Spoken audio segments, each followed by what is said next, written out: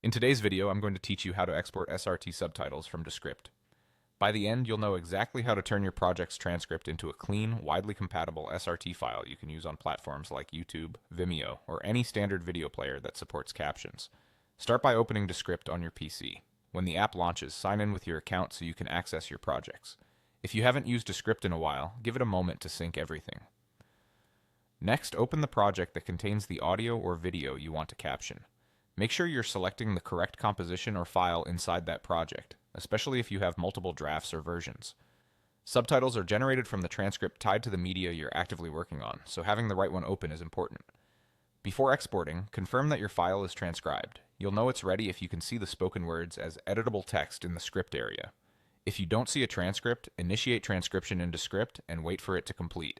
It only takes a moment in most cases, and accuracy is best when the correct language is selected. Once the transcript appears and looks good, you're ready to export. Now go to the File menu, which appears as three horizontal lines in the upper left corner of Descript. Click that, choose Export, and then select Subtitles. This opens the subtitle export options. From the available formats, choose SRT. SRT is the most common subtitle format, and it includes time codes and line breaks that most platforms recognize. It's a solid default for uploads and final deliveries.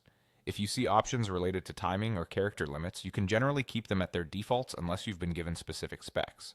Click Export to generate the file. Descript will prompt you to choose a location on your PC. Pick a folder you'll remember. Storing the SRT in the same folder as your media is a simple way to keep things organized. If you want, give the file a clear descriptive name so you can identify it quickly later. When you're set, click Save. That's it, you've exported an SRT subtitle file from Descript. Your SRT is now ready to be paired with your video wherever you need it. If you're collaborating, consider sharing the file alongside your video so your team can review captions easily. Thanks for watching, and feel free to replay any section if you want to follow along step by step as you export your own subtitles.